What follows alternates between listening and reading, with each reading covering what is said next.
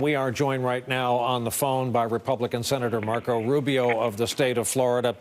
Senator, give us a status report. I know that if our camera crews can't get into places like Mexico Beach, I bet a lot of state folks have yet to give you a full assessment of just how bad it is down there. Yeah, that's right. And I think we're going to have to wait until tomorrow morning to kind of get a fuller assessment. And two things I'm really concerned about now is as the winds start to die down, and every one of these storms, unfortunately, if you live in Florida long enough, you've lived through a few of these, and if you're involved statewide, you've lived through more than a few of these. So it's just human nature. You want to come out, you want to go see what happened. I think that's a terrible idea. Part of what happens with these storms on the back end is they're pulling that, as the tail of that thing keeps swinging around, it's pulling all that water. If you see the graphic, that backside of the storm is still a hurricane, and it's pulling all that water up in there. So we're going to have some storm surge going on for a while.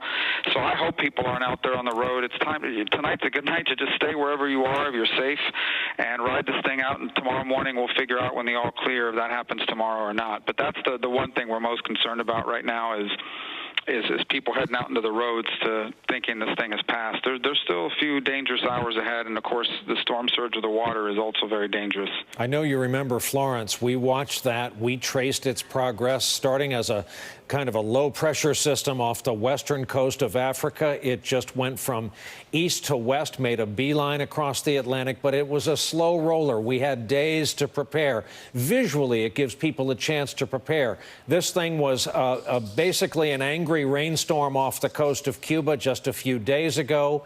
It gave the Panhandle so little time to prepare.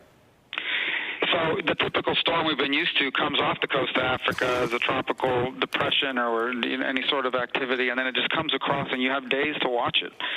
You may not know where it's going, but you got a sense that something's headed in your general vicinity. You're right. And by the way, the National Hurricane Center, one of the things they plan for every year, one of the model exercises they run is a 2-day intensifying storm.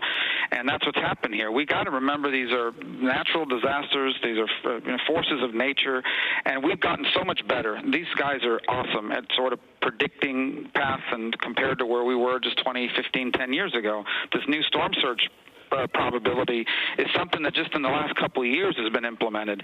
But ultimately, there's a reason why there's a cone, and there's a reason because there's deviation in these things. And, a 20-mile deviation on where landfall happens could make all the difference in the world. The bottom line is, now for a number of days, people have known this is coming and hopefully heeded the warnings. And I just hope we don't wake up tomorrow praying and hoping that we don't wake up tomorrow to the news that a bunch of people lost their lives because they didn't leave. Obviously, we'll find out more in the hours to come. There's still some tough times ahead. And by the way, this storm continues to move on its path. It's going to impact a bunch of other states. I think Georgia, Bainbridge, a city I know in Georgia, is about 35 miles to the northwest right now of where it's headed. And I've been there a bunch of times. That's not a place that's used to seeing hurricanes. And Georgia's just not a place that's used to seeing that. Senator Marco Rubio, thank you very much for calling in and being part of our coverage. Really appreciate it. Good luck to you and your state. Thank you.